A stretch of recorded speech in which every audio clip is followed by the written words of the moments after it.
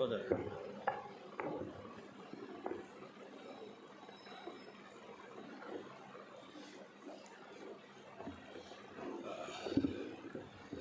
Now we are going to have a short English message. ఇప్పుడు మనము క్లుప్తంగా English మెసేజ్ని మనం వినబోతున్నాము. We are so much thankful to God who made us to enter into once more year. ప్రభు మనల్ని నూతన సంవత్సరంలోకి ప్రవేశింపజేసినాడు కనుక మనము ప్రభుకి ఎంతగానో వందనస్తులం. I want to define the year 2020 year. It was a great year of disaster. ఈ యొక్క 2020 సంవత్సరాన్ని నేను ఏ విధంగా చెప్పాలనుకున్నానంటే అది ఒక విపత్తుకరమైన సంవత్సరం అని నేను చెప్పాలనుకుంటున్నాను. 2020 year was a year of great panic. ఈ యొక్క 2020 సంవత్సరము ఎంతో విపత్తుకరమైన సంవత్సరంగా మనం చెప్పవచ్చు. Not only that, 2020 year was a year of great damage. ఈ యొక్క 2020 సంవత్సరము ఎంతో నష్టాన్ని సమకూర్చిన సంవత్సరంగా చెప్పవచ్చు. In spite of all these things, ఇవన్నీ ఎదుర్కొని కూడా in spite of all these things, God extended His grace towards us to step into once more year 2021. ఇటువంటి పరిస్థితులు అన్నీ ఉన్నా కూడా దేవుడు మనల్ని 2021 సంవత్సరంలోనికి ప్రవేశింపజేసినందుకు దేవునికి ఎంతగానో మనం వందనస్తులం. My dear brothers and sisters, నా ప్రియ సహోదర సహోదరి, we all have gone through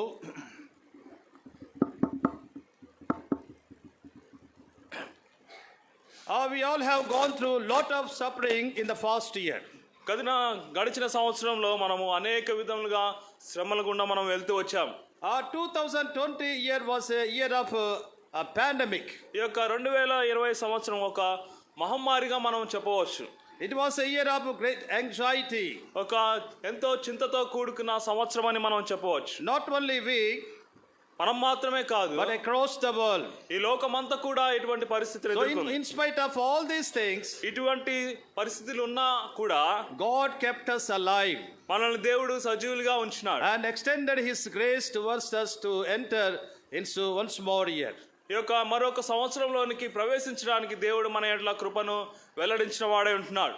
The Bible is telling, Bible ఏమని చెప్తుందంటే God crowns the year with His goodness. దేవుడు తన యొక్క మంచితనంతో సంవత్సరాన్ని దయా కిరీటంగా ఇస్తాడు. According to Psalms 65 11th verse, కీర్తనలు 65వ కీర్తన 11వ అధ్యాయం ప్రకారము He crowns the year with His goodness. దేవుడు మంచితనంతో సంవత్సరాన్ని దయా కిరీటంగా ఇస్తాడు. So dear brothers and sisters, నా ప్రియ సహోదర సహోదరి, now we are going to worship God. ఇప్పుడు మనము దేవుణ్ణి ఆరాధించబోతున్నాము. And we give thanks to God. మనం దేవునికి మనం కృతజ్ఞతాస్తుతులు చెల్లిస్తాము. So before we worship and praise God and we offer our thanksgiving to God, let us look back once and remember how God led us throughout this year. దేవుని మనము ఆరాధించడానికి ముందు, కృతజ్ఞతాస్తుతులు చెల్లించడానికి ముందు, స్తోత్రించడానికి ముందుగా గతించిన సంవత్సరంలో దేవుడు మనల్ని ఏ విధంగా నడిపించాడో దాన్ని మనము జ్ఞాపకం చేసుకునే వారమై ఉండాలి. Remembering and reminding God's goodness, how God led us throughout this year, with a great gratitude of heart, let us praise, worship and offer thanks to God. ఏ విధంగా అయితే దేవుడి యొక్క సంవత్సరం గతించిన సంవత్సరం అంతటి కూడా మన ఏళ్ళ కృపను విస్తరింపచేసి ఎలాగైతే మనల్ని నడిపిస్తూ వచ్చాడో దాన్ని తలపోసుకుంటూ మనము ఆరాధించే వారమై ఉండాలి. Many great people, noble people, intellectual people, they passed away. చాలా మంది ధనవంతులు, గనులైన వారు, తెలివిగల వారు చనిపోతూ వచ్చినారు. Many rich people, they are not now. చాలా మంది గొప్పవారు వారు ఇప్పుడు లేరు. We are not greater than that people. వారికంటే మనము ఏమాత్రం గొప్పవారం కాదు. We are so least people. మనము చాలా సామాన్యమైన వారం. But we praise God because His grace is upon us. దేవునికి మనం కృతజ్ఞతాస్తుతులు చెల్లించాలి, ఎందుకంటే ఆయన కృప మన మీద ఉన్నది His కనుక. goodness is upon us. ఆయన యొక్క మంచితనం మన మీద ఉన్నది. Though we went through lot of suffering and fear, anxiety, but God kept us alive because of His grace. గతించిన సంవత్సరంలో ఎన్నో భయాలు, చింతలు వాటి గుండా మనం వెళ్ళినప్పటికీ దేవుని యొక్క కృప మన మీద ఉంచి ఉన్నాడు అని దాన్ని బట్టి దేవునికి మనం కృతజ్ఞతాస్తుతులు చెల్లించాలి. Now please turn with me to Psalms 91. 91వ Keerthana 91వ Keerthana We are going to look a few thoughts from the Psalms before we worship the Lord. దేవుణ్ణి ఆరాధించడానికి ముందు 91వ కీర్తన నుండి కొన్ని విషయాలను ధ్యానించుకుందాం. Psalms 91, please. 91వ Keerthana 91 91వ Keerthana and verse 2, please. రెండవ వచనం. I will say of the Lord, He is my refuge and my fortress, my God, in Him I will trust. ఆయనే నాకు ఆశ్రయము, నా కోట, నేను నమ్ముకొను నా దేవుడని నేను యెహోవాను గూర్చి చెప్పుచున్నాను. Shall we pray? ప్రార్థించుకుందాం. Loving Heavenly Father, ప్రేమగల పరలోకమందున తండ్రి, gracious God, కృపగల దేవా, Almighty God, సర్వశక్తిగల ప్రభువా, though we are not worthy people, మేము యోగ్యులము కానప్పటికీ thank you for extending your love and grace towards us to step into once more year 2021. మరొక సంవత్సరం 2021 సంవత్సరంలోనికి మమ్మల్ని ప్రవేశింపబెట్టినందుకు ఎంతగానో వందనాలు చెల్లించుకుంటున్నాం. Lord, thank you, Father, for keeping us alive. ప్రభువా, మమ్మల్ని సజీవులుగా ఉంచినందుకు వందనాలు With a చెల్లించుకుంటున్నాం. great gratitude of heart, we want to praise you and worship you. ప్రభువా, మేము హృదయ అంతరంగంలో నుండి మేము మిమ్మల్ని ఎంతగానో ఆరాధిస్తున్నాం. Prepare our spirit, soul and body to worship you. మా యొక్క ఆత్మ ప్రాణ దేహములను మిమ్మల్ని ఆరాధించడానికి సిద్ధపరచండి. Remember us as unworthy servants. ప్రభువా, మేము అయోగ్యులమైన దాసులను జ్ఞాపకం చేసుకోండి. Hide us behind your cross మీ యొక్క శిలువ చాటున మమ్మల్ని మరుగు చేయండి. and help us to hear your voice, not a voice of man. మనిషిని యొక్క స్వరము కాకుండా దేవుని యొక్క స్వరాన్ని వినడానికి మాకు సహాయం చేయండి. We humble ourselves and pray with thanksgiving in the precious name of Lord and Savior Jesus Christ. మమ్మల్ని మేము తగ్గించుకుంటూ యేసుక్రీస్తు వారి పరిశుద్ధమైన నామమున ప్రార్థించి అడిగి వేడుకుంటున్నాం తండ్రి. ఆమేన్. Here we are going to see 5 thoughts in relation to worship. ఆరాధన నిమిత్తమై మనము 5 విషయాల్ని మనము చూసుకోబోతున్నాం. Please notice second verse. రెండవ వచనం మనం చూసినట్లయితే Here the psalmist is saying like this. ఇక్కడ కీర్తనాకారుడు ఈ విధంగా చెప్తూ ఉన్నాడు. I will say of the Lord. నేను యెహోవాను గూర్చి ఇలాగూ చెప్తాను. Also he is saying something about his Lord. ఆయన యొక్క ప్రభువుని గురించి ఆయన కొన్ని విషయాలు చెప్తూ ఉన్నాడు. What he is saying? ఆయన ఏం చెప్తున్నాడు? He is my refuge ఆయన నా ఆశ్రయము, and my fortress ఆయన నా కోట, and my God. ఆయన నా దేవుడు. Here David said, God is my refuge. దావీదు చెప్తున్నాడు, దేవుడు నాకు ఆశ్రయము అని. So my dear brother, what is a refuge? ఆశ్రయము అంటే ఏమిటి? What does its actual meaning? దాని యొక్క అర్థం ఏమిటి? Refuge means a place of safety. ఆశ్రయము అనగా ఒక దాగుకొనే స్థలము, క్షేమంగా ఉండేటువంటి క్షేమంగా ఉండే స్థలము, a place of safety క్షేమంగా ఉండే స్థలం, and a place of security. ఆ యొక్క ఆశ్రయము అనగా భద్రతను ఉంచే స్థలము. See, God is our refuge. దేవుడు మనకు ఆశ్రయమై ఉన్నాడు. Therefore, whatever disaster we have faced in the past year, but we are in safe condition. గత సంవత్సరంలో ఎటువంటి విపత్తును మనము ఎదుర్కొన్నప్పటికీ ఈ సమయంలో మనము క్షేమంగా ఉన్నాము. Here David said, ఇక్కడ దావీదు the చెప్తున్నాడు, Lord is my refuge. దేవుడు నాకు ఆశ్రయము. God is not only refuge to David, but to each one of us. దావీదుకు మాత్రమే దేవుడు ఆశ్రయం కాదు, కానీ మనందరికీ కూడా దేవుడు ఆశ్రయమై ఉన్నాడు. Now remembering how God has been our refuge in the past, let us remembering this thing, let us praise God. కాబట్టి గత సంవత్సరంలో దేవుడు మనకు ఏ విధంగా ఆశ్రయమై ఉన్నాడో దాన్ని మనము తలపోసుకుంటూ మనము దేవుణ్ణి ఆరాధించాలి. So he is our refuge. కాబట్టి దేవుడు మనకు ఆశ్రయమై ఉన్నాడు. 4th verse, please. 4వ వచనం చూసినట్లయితే 4th verse.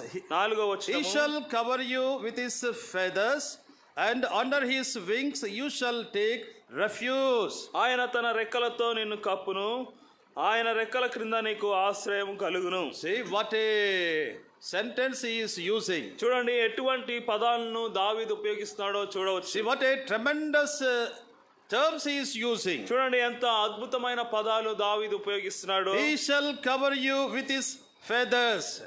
ఆయన తన రెక్కలతో నిన్ను కప్పును.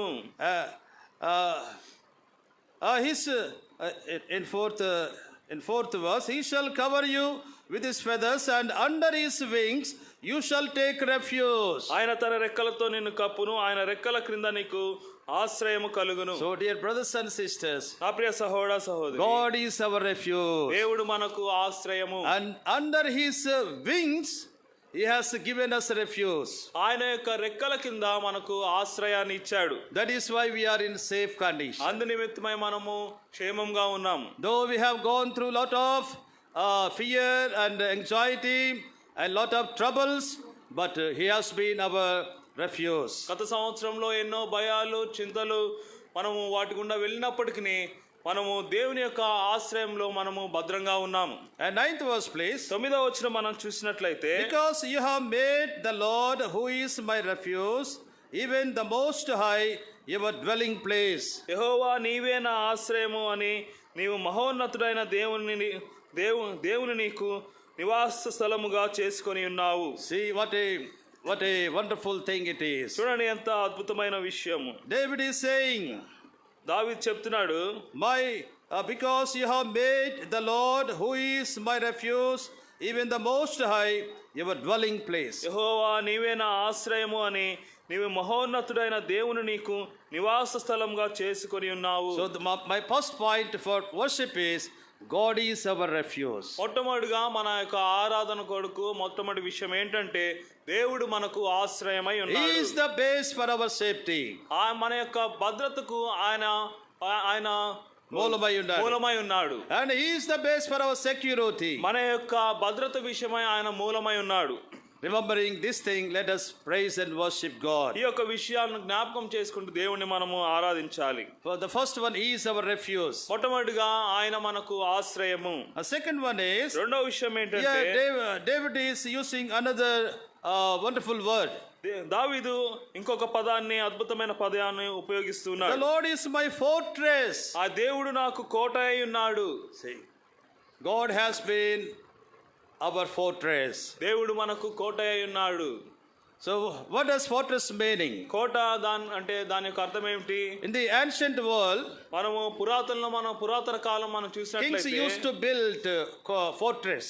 రాజులు కోటలను కట్టుకునేవారు. Why they used to build fortress? ఎందుకు వారు కోటలను కట్టుకునేవారంటే, In order to protect from enemy attack.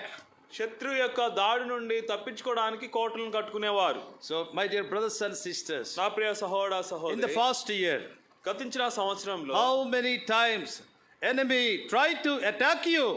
ఎన్నిసార్లు శత్రువు మీ మీద దాడి చేయాలని చూసి ఉండొచ్చు. How many times enemy has tried to attack your family, you personally, but God has been your fortress. ఎన్నిసార్లు నిన్ను శత్రువు దాడి చేయాలని నీ కుటుంబం మీద, నీ మీద వ్యక్తిగతంగా చూసి ఉండొచ్చు. అయినను దేవుడు కోట అయి ఉన్నాడు.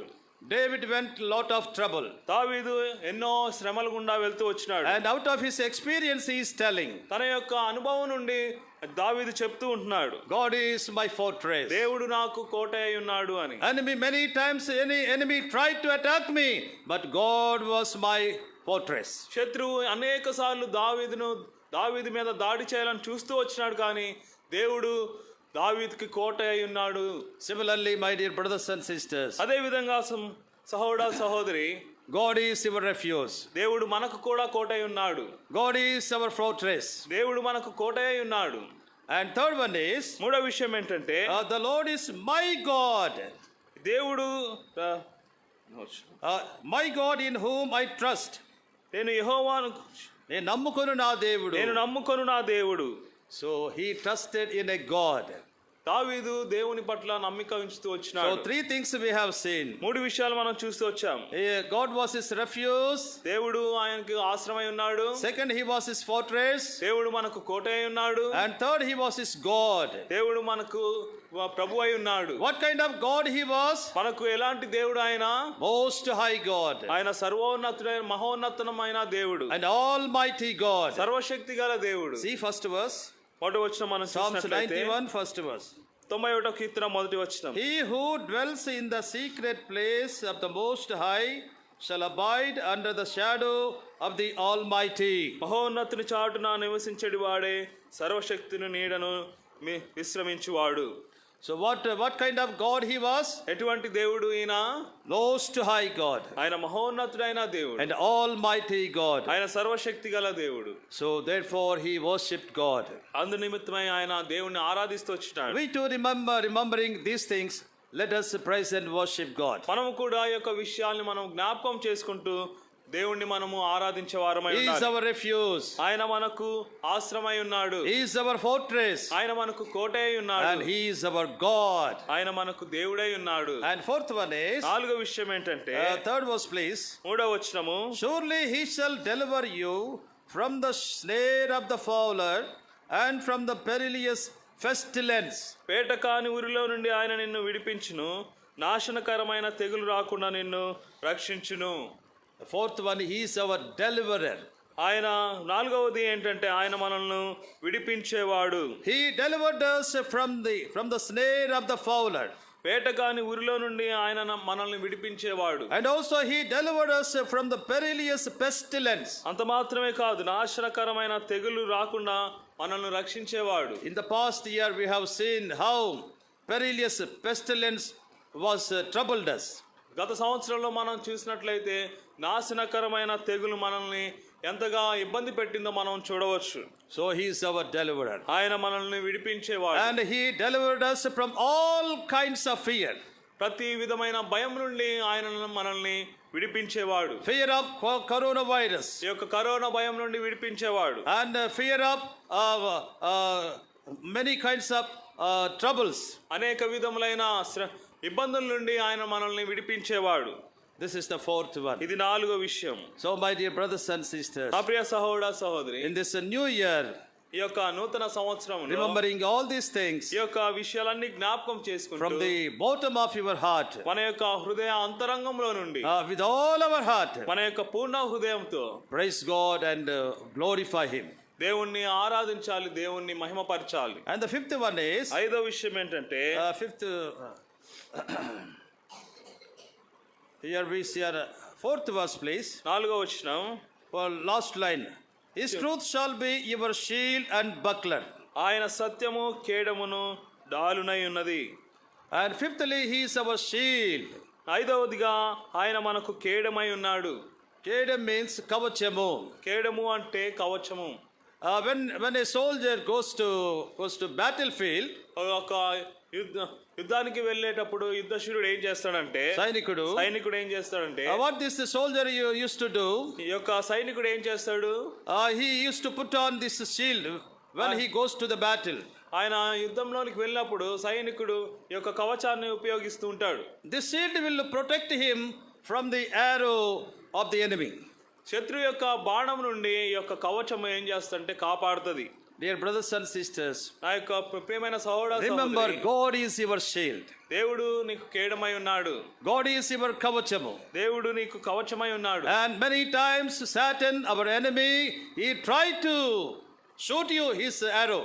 చాలాసార్లు సాతానుడు, శత్రువు తన యొక్క బాణాలతో మన మీద దాడి చేయాలని చూస్తూ వచ్చినాడు. But God is your shield.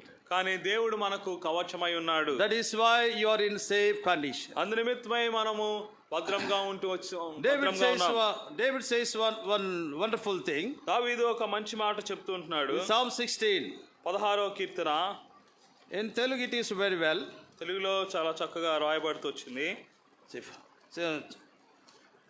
Psalm 16. 16వ Keerthana And verse 2 please. రెండవ వచనం. O my soul, you have said to the Lord, you are my Lord, my goodness is nothing apart from you. నీవే ప్రభుడవు, నీకంటే నాకు క్షేమాధారం ఏదియూ లేదని. See what David is saying? దావీదు ఏమని చెప్తున్నాడు చూడండి. You are my safety. నీవే నాకు క్షేమాధారం. And apart from you, I have no goodness. నీ దగ్గర నుండి తప్ప నీవు లేకుండా నాకు క్షేమము లేదు. నీవు లేకుండా నాకు I have no goodness apart from you. నీవు లేకుండా నాకు క్షేమాధారం. My goodness, my safety is depending upon you only. నా యొక్క మంచితం, నా యొక్క క్షేమము కేవలము నీ మీదే ఆధారపడుతూ వచ్చింది. So we are going to worship God with these 5 thoughts. ఈ యొక్క 5 విషయాలతో మనము ప్రభుని He ఆరాధించబోతున్నాం. is our refuge, ఆయన మనకు ఆశ్రమై ఉన్నాడు, and He is our fortress, ఆయన మనకు కోట అయి ఉన్నాడు, and He is our God, ఆయన మనకు దేవుడై ఉన్నాడు, and He is our deliverer, ఆయన మనల్ని విడిపించేవాడు, and He is our shield and buckler. ఆయన మనకు కేడమై ఉన్నాడు. Let us go into worship. కాబట్టి ఈ విషయాలతో ప్రభుని మనము ఆరాధిద్దాం. ఈ కొద్ది మాటలతో మనం ప్రభుని ఆరాధించుకుందాం. దేవుడు మనకి ఎట్లా ఆశ్రయమై ఉన్నాడో, ఎలాగూ కోటగా ఉన్నాడో, ఎలాగూ దేవుడిగా ఉన్నాడో, ఎలాగూ విడిపించినటువంటి వాడుకున్నాడో, ఎలాగూ మరి కవచముగా కాపాడిన వాడుకున్నాడో, అన్ని రకాల పరిస్థితుల్లో తలపోసుకొని ప్రభుని మనము ఆరాధించుకుందాం. ముందు యవనస్తులు ఆరాధించండి, తర్వాత పెద్దవాళ్ళు ఆరాధిస్తారు. యవనస్తులు